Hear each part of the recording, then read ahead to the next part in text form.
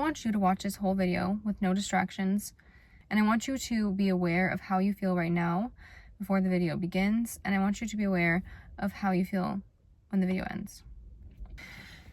Okay, so the first thing is our reactions. I want us all to focus on controlling our reactions to situations. Why do we let ourselves stray from what we would want our reactions to be? We have an image in our mind of what our reactions look like, how calm, cool, collected we are. And then when situations occur and circumstances occur, we drift from the view of ourselves into this other skewed view. We're doing actions that are skewed from our own character. So what I'm trying to say is to remain within your natural character. Deep down, you are not erratic and you are not fearful. Deep down, you are calm, confident, loving. You emulate peace. Deep down, you are this stable, higher version of yourself. So what this may look like is if you are in a situation and somebody triggers you emotionally, and what your old self would do is react, and you would get offended, you would lash out at them or cry, break down. But now our new perspective, our new person is going to step back, look at the situation from a third person view, and just see, what does it mean to have a bulletproof mind? What would someone that has a bulletproof mind, and what would someone that loves themselves do in this situation? And look at it from third person. This is the situation at hand. This person did this to this person. Don't say this person did this to me. This person did this to this person. What would someone that loves themselves, and what would someone that has a bulletproof mind do? And I know we do not have a bulletproof mind 24 hours, 7 days a week. And we do not love ourselves 24 hours, 7 days a week. It's extremely hard. That's obviously what we're striving for. But I know it's unrealistic to expect you to be like this all the time. We're trying to push the spectrum of like how often we are this way and how often we are in control of our mind and our bulletproof mind and mastering our emotions. We want to push that to the spectrum, the side of the spectrum that's like more often. So it's not like you have to be like this all the time, or you can never be like this. It's a spectrum, and you're just going to push yourselves closer and closer towards being more like this more often. Okay, so in this situation, somebody says something to you and offends you. Okay, triggers you. Let's say your usual response is crying. How about this response? You take a step back. You don't take it personally. You assess the situation. Assess the person. Is this opinion that they are saying at me, is this person someone that I value their opinion? Is this person important in my life? Is this person a big figure? Or I don't know if you guys hear the wind. It's really windy outside. I'm in the middle of like a golf course, in the parking lot of a golf course. But so we take a step back. So if this is like, maybe this is the moment that changes it all for you, and you realize this person, like, the words they're even saying to me right now, I'm able to step back and assess and not put my own fault in it. So now you are now faultless. Like, you almost want to be faultless in the situation so you can step back and assess the situation. So this person that's doing this, that's triggering the situation, is this even someone I want to have around me? Is this someone that I have to have around me, but I just need to like detach my reaction? A side note, I know a lot of people do this when they're in relationships and stuff, is they will be almost exactly what their partner wants them to be. Or if this could be also like a friendship, be exactly what that friend wants you to be. And see for 2 weeks, or however you want it to be, maybe 1 week, see how the relationship goes when you are doing everything that person asks of you, when you are playing the role that they want you to play, so that you can step back, you have no faults, and you can just see completely, almost like a bird's eye view of just their faults. So when you do nothing wrong and you apologize quickly, you are quick to forgive, how do they act? What's their true nature, their true character, when you're not triggering them back? What we want to achieve is the ability to step back. That's what we want to achieve. the ability to step back and assess the situation and assess your reaction. So we want to shift the reaction that we had before to a new reaction, a more emotional, intelligent reaction. What I'm asking you to do might seem hard, but I want you to shift your perspective. I want you to shift your perspective from everything's happening to me to everything's happening for me. I want you to see things as this person's outbursts, reactions, like this person's circumstances that's triggering me, or whatever it may be, your circumstances that are triggering you, anything that's going to be in your life that is bringing you, is holding you back or bringing you down. I want you to view those as things that you can learn from. This is so oversaid, and it's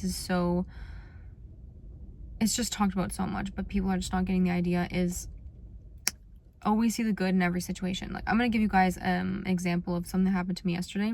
I was in the parking lot, and I usually don't back into a parking spot. So this time I just did. And I was like, hey, it's going to be so much easier to like get out. I usually always like front park into a parking spot.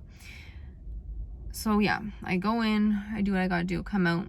And then when I leave, I'm pulling out of the parking spot. And somebody comes, like I'm going like this, and somebody comes this way and just hits me. Like we both clash. And he goes so quickly past me that my license plate flies right off. And if you know me in real life, you know my license plate is like old, and I was needing to get it replaced. And as soon as this happened, I was like, oh my gosh, I just felt this instant like feeling of I messed up. Like, this is all my fault. I just felt so guilty. And I came out of the car and I was apologizing. And it was two men in the car, and they got upset with me. And I was like, I'm sorry, it's my fault. I apologize. And they handed me my license plate because it was on their side. And that was basically it. They were just gesturing at me and like, yeah. And I sat in the car and I just felt like, why did this happen? Like, why did this happen? And then I'm thinking like, wow, like it's really time to replace this license plate. And I'm thinking maybe God put this perfectly for me right now, because this allowed me and this forced me to just fix my license plate. And again, like I said, if you know me in real life, you know I need to fix my license plate. So I kind of felt this like relief, and I felt like it was a force of good instead of a force of bad. I felt it was more like a godly, a spiritual, or a universal action that happened to domino affect me into forcing myself to fix my license plate. So that's my example, and that just happened to me yesterday. And that's just what it means to shift your perspective. And of course I was still upset. Like when I did crash with this man, I didn't get out of the car and start blaming him. Realistically, it could have been his fault. He could have just been going way too fast, and he didn't bother to look like, is anyone pulling out of their parking spot? Like, you don't just go zooming through a parking lot. But I didn't come out of the car and just start yelling at him. I didn't come out of the car blaming. I didn't point fingers. I just came out of the car and apologized, took responsibility for my actions, and just got into my car and left. That was it. That is another example of what I was just talking about, and controlling your actions, controlling your reactions. Okay, then I was feeling overwhelmed from the situation. So then I went and I took a walk. So I drove to like a little park area, and I just took a little walk, and I just like, it was kind of like the meme of like reconnecting with nature after a car accident, reconnecting with nature after like something bad happens. But I took matters into my own hands, and I did something to make myself feel more grounded. This by no means is bulletproof mindset, okay? This is just a quick example of things you can do in your everyday life, because big things happen. These are a small situation, but when big things happen, you want those same habits that you have in your small situations to then pour into the bigger situations. So this is a small situation, but is this gonna now prepare my body for bigger situations that are stressful? And absolutely. You want to feel bulletproof in small situations before you can feel bulletproof in big situations. This is kind of like the Atomic Habits idea, where it's like, it's very, very small steps, but small steps altogether make a big change. So if you're constantly having full control of your emotions and your reactions in small situations, and small circumstances and, small situations in general, then when big situations happen, you now have so much more trust in yourself, and you have so much more experience being in control and being emotionally intelligent and emotionally mastered. I know this is so hard, but you have to do it. Like, let's say you're just in a group and there's like some friend drama and stuff, and you want to participate and you want to get your point across, and this is like, oh my gosh, this is something that's been bothering me for a while. But you think to yourself, like, you know what? I think the better reaction and the better solution here is for me to just let this be handled on its own. Like, let me not get involved. I know it takes so much control to not get involved, and it's like, it's so not fun in the moment, but you have to do it. I don't care how much you want to do it. I don't care how much you want to give in. Just don't give in. Stop participating. Stop participating. Stop participating. Take a moment and step back and look at the situation. Bird's eye view. Third person. Remember what we talked about. And assess, like, what could my reaction be? What could I do differently? How can I act differently? How can I behave differently? What would make the outcome so much better? What would benefit me in the long run? We are not looking for quick, short-term validation. We are looking for long-term validation to ourselves. What I want you to do while you're doing all these steps is I want you to journal. Practice self-reflection. After a situation happens, let's take out our journal and let's write the date. And I want you to write everything of how you feel. How did that situation make you feel? How did the person make you feel? Ask yourself questions like you're a therapist. What do you think they meant by that? What happened? Why did that happen? How did you feel? How did their reaction make you feel? How did not reacting make you feel? And if you did have a reaction, we're self-reflecting as well. How did that reaction make you feel, knowing that you planned for something else and it didn't go as planned, you lost control, or you didn't have emotional mastery in that situation? How does that make you feel? What are you going to do next time? What are you going to do differently? How does what happened change your view of the plan that you have in place? So maybe what happened, maybe you're thinking, okay, this was not good for me. I shouldn't be around this type of person. I shouldn't be in this situation. I shouldn't have stayed this long, or I should have went home earlier, or whatever. I should have like felt the vibes, like trusted my intuition. How do you feel? Whatever it is, write it all down. However you feel. Always want to assess by having a self-reflection practice. How do you think car companies improve their cars? Elon Musk, I know he's no ideal figure, but how do you think he keeps improving his cars? Let's say it's not Elon Musk. Let's say it's like the engineers. They assess what they've done in the past, and they assess what they're going to do next time that's going to be different. What did they do wrong? What do they do right? That's how everyone gets better. If you're going to do that at work, if you're going to do that at school, why aren't you doing that with yourself? I don't care what anyone says. You need to master yourself. This is top priority. So this is the number one thing you should be doing after every situation. And if you think this is too much journaling, you can have a separate journal just for this. Or you can mix into your journal wherever you want to journal it. You can do it on your phone. You can do it on your laptop.